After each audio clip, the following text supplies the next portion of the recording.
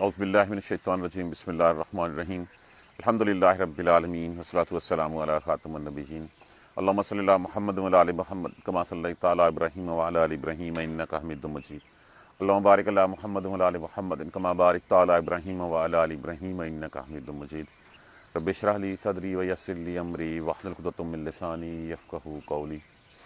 آج الحمدللہ ہم سورہ مریم کا آغاز کر رہے ہیں۔ اس سورہ کے شروع کرنے سے پہلے مکی صورت ہے، 19ویں صورت۔ اس کی وجہ تنازل جو ہے وہ ہمیں پتہ ہونی چاہیے۔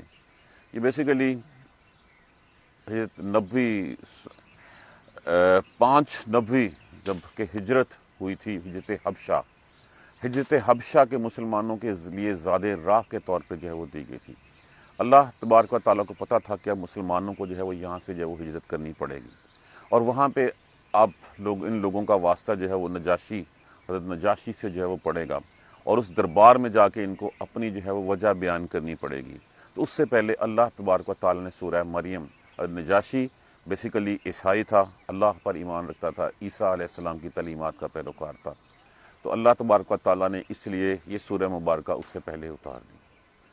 سورہ مبارکہ میں ٹوٹل جو ہے وہ 98 آیات ہیں، 6 رکوع ہیں، 968 کلمات ہیں اور 3686 حروف ہیں۔ یہ مختصراً اس سورہ مبارکہ کا تعارف ہے۔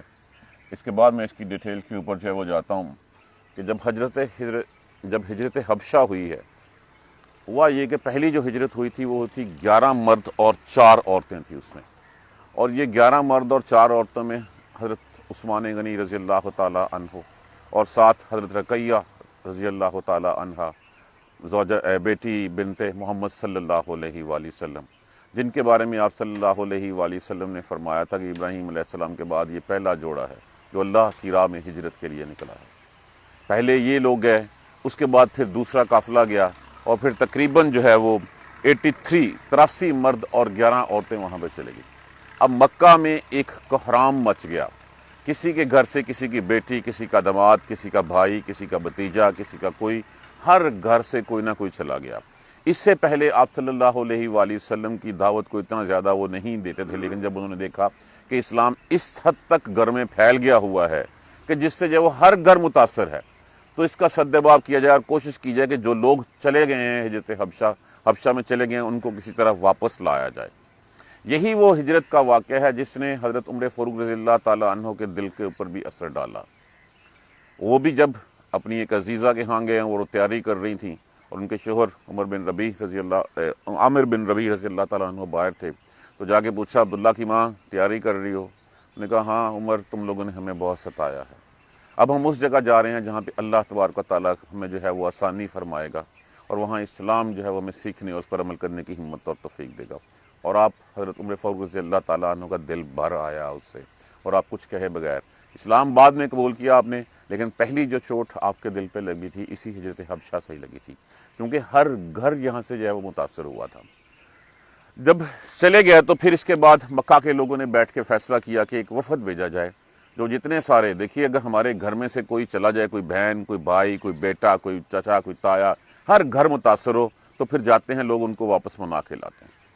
لوگ گئے، عمرو بن عاص جو بعد میں فاتح مصر بنے، بہت بڑے جرنیل اسلام کے، اس وقت تک اسلام قبول نہیں کیا تھا، ان کی سربراہی میں ایک وفد بھیجا گیا، اور وہ وفد جا کے نجاشی کے، سب سے پہلے تو نجاشی کے جو دربار کے جو درباری تھے ان کو تحفے طائف دیے کہ جو باتیں ہم کریں ان کی ہاں میں ہاں تم نے ملانا ہے، اور اس کے بعد نجاشی کے دربار میں حاضری دی، اور نجاشی سے کہا کہ کچھ مجرم ہمارے جو ہے وہ بھاگ کر جو ہے وہ یہاں پہ مجرم کہا گیا، ہمارے کچھ مجرم جو ہے وہ بھاگ کر انہوں نے آپ کے ملک میں پناہ لے لی ہے، ان کو واپس کیا جائے۔ اب نجاشی کا عدل مشہور تھا، انصاف مشہور تھا، حالانکہ اس وقت بھی درباریوں نے ہاں میں ہاں ملائی، لیکن کہا کہ میں ان لوگوں کا موقف سنے بغیر تو میں کوئی ایسا حکم نہیں دے سکتا۔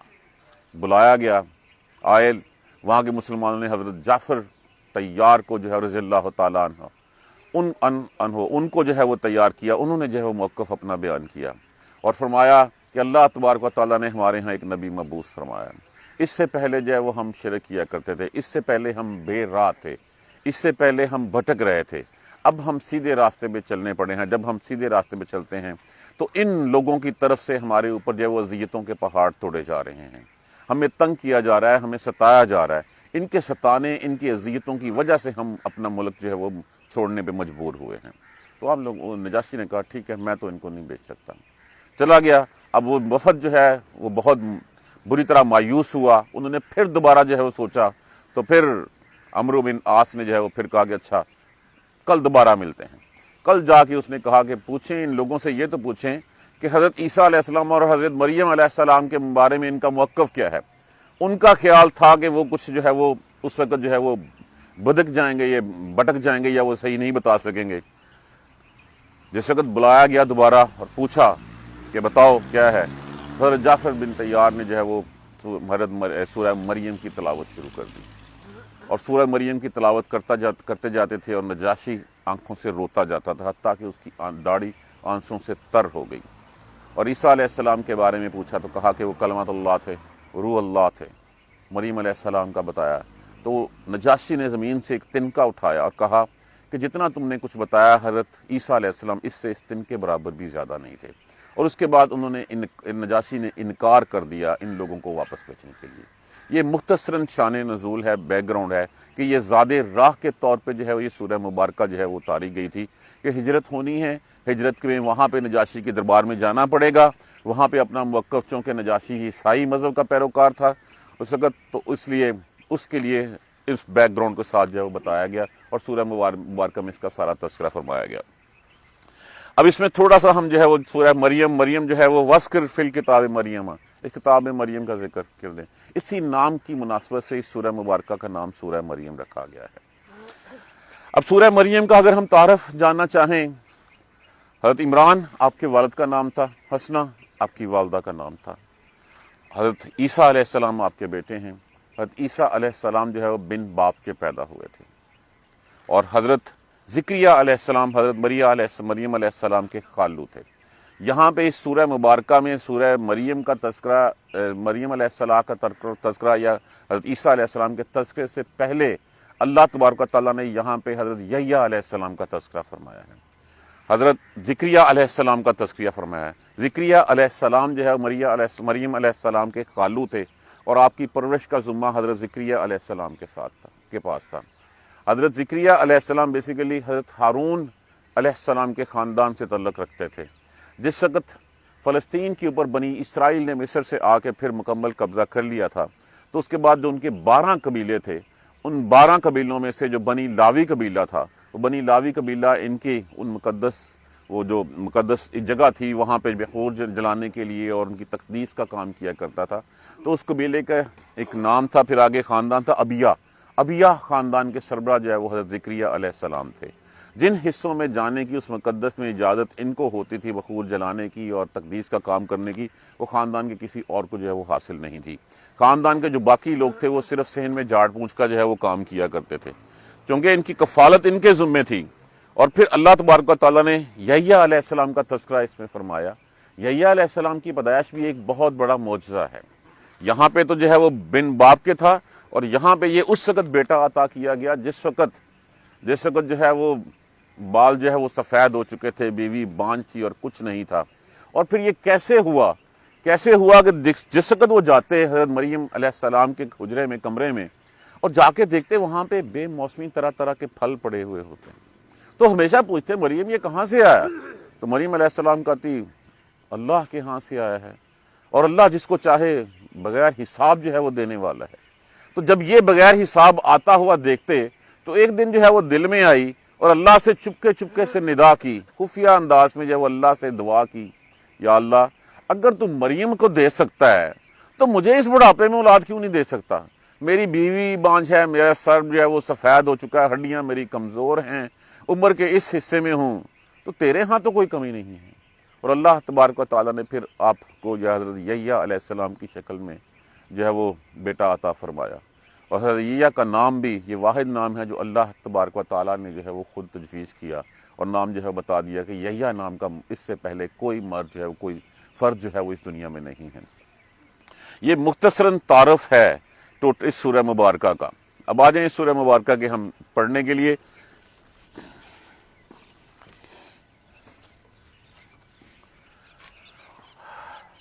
काफ हा या ऐन स्वाद।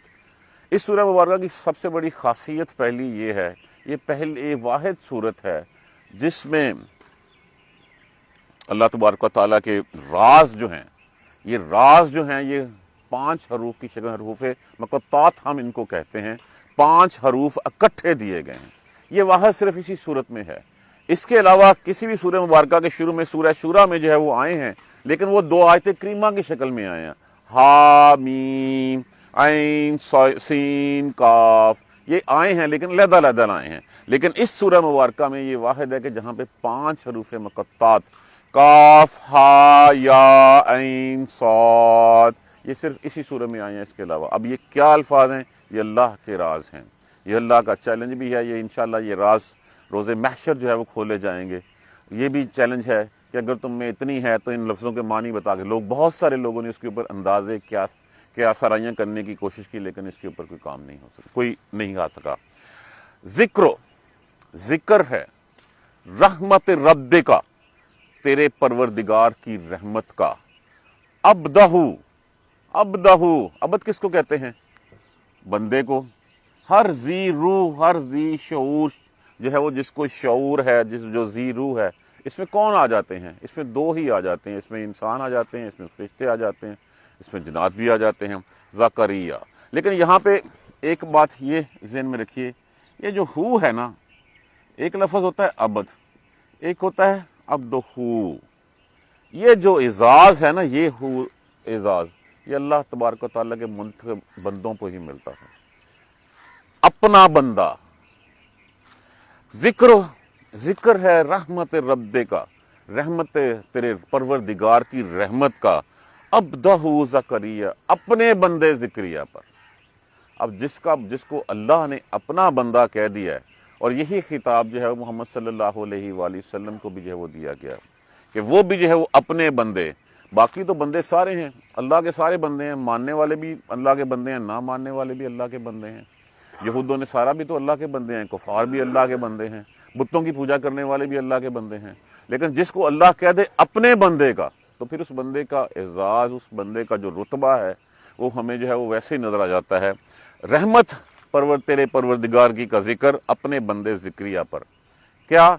इस नादा, जब पुकारा उसने, नादा निदा से, नादा पुकारना किसी चीज़ का, निदा आवाज़ देना, जब आवाज़ दी रब्बहू अपने परवरदिगार को, निदान खुफिया अंदाज में, निदा आवाज़ ही, खुफिया खफान से खुफिया आवाज़ में जब उसने अपने परवरदिगार को पुकारा, कि उस वक़्त उस रहमत का जिक्र कर अपने परवरदिगार की का, जो उसने अपने बंदे हज़रत ज़िक्रिया अलैहिस्सलाम पे की, जब उसने खुफिया अंदाज में चुपके सरगोशी में जो है वो अपने रब को पुकारा, अपने दिल की बात जो है वो अपने रब से की। इसलिए कहा कि अपने परवरदिगार को पुकारा करो चुपके सरगोशियों में, तो वो तुम्हारे दिलों की आवाज़ भी सुनता है। और किस आप अंदाज सोच लीजिए कि फल देखते और जाके दिल में ख्वाहिश पैदा हुई, वो ख्वाहिश पैदा हुई कि अल्लाह उसको बेमौसमी दे सकता है, मुझे क्यों नहीं दे सकता? तेरे यहाँ तो कोई कमी नहीं है। मैया शाह बगैर हिसाब, तो जिसको चाहता है बेहिसाब देता है। तो मरीम अलैहिस्सलाम के पास जब बेमौसमी फल आ जाते, वो सब कुछ खा पी लेती, तो फिर दिल में जो आई, उसी दिल में आने को जो है वो अल्लाह से पुकारा, और अल्लाह ने उस पुकार को सुना, और पुकार सुन के यहया अलैहिस्सलाम का बेटा। अब ये पुकार क्या थी? अगली आयत करीमा में इसका जिक्र है कि अल्लाह मेरी हड्डियां तो कमज़ोर हो चुकी हैं, मैं तो अब सही तरीके से चल फिर भी नहीं सकता, मेरा सर जो है वो सफ़ेदी हो गई है, उसमें सफ़ेदी आ गई है, सब कुछ हो गया है, बीवी मेरी बांझ है, तो औलाद तो हो नहीं सकती, तो मुझे कोई वारिस दे दे। अब यहाँ पे जब ये वारिस मांगा गया, तो वारिस किस चीज़ का वारिस? देखिए, नबियों के पास कोई मालो मता तो होता नहीं है, नबी जो है वो, और दूसरा नबियों का वरसा जो है वो तकसीम नहीं किया जाता, बल्कि वो सदका किया जाता है। तो यहाँ पे जो है वो फिर वारिस किस बात का? इस नबूवत के काम का वारिस, जो नबूवत मुझे अता फरमाई है, इसी सिलसिले को आगे बढ़ाने के लिए जो है वारिस जो है मुझे दे दे। तो अल्लाह तबारक व तआला ने उनकी सुनी, और ये वो रहमत है जिसका तज़किरा जो है वो अल्लाह तबारक व तआला ने किया। انشاءاللہ باقی اس کا جو ہے وہ کل کریں گے۔ صرف اس پورے مبارکہ کا بیک گراؤنڈ اپنے ذہن میں رکھ لیجئے کہ یہ ہجرت حبشہ کے طرف جانے والے صحابہ کرام کو زاد راہ کے طور پہ جو ہے وہ نازل ہوئی، تاکہ ان سوالات کے جواب جو نجاشی نے ان سے پوچھنے تھے اس کا ایڈوانس میں ان کو پتہ ہو کہ انہوں نے کیا کہنا ہے۔ انشاءاللہ کل اس کو جو ہے ہم آگے ڈیٹیل میں جو اور پڑھیں گے۔ جزاک اللہ خیر۔ سبحانک اللہم و بحمدک اشہد ان لا الہ الا انت استغفرک و اتوب الیک۔ اعوذ باللہ من الشیطان الرجیم، بسم اللہ الرحمن الرحیم۔ الحمدللہ رب العالمین، الحمدللہ رب العالمین، الحمدللہ رب العالمین۔ اللہم صلی علی محمد و علی آل محمد کما صلیت علی ابراہیم و علی آل ابراہیم انک حمید مجید۔ اللہم بارک علی محمد و علی آل محمد کما بارکت علی ابراہیم و علی آل ابراہیم انک حمید مجید۔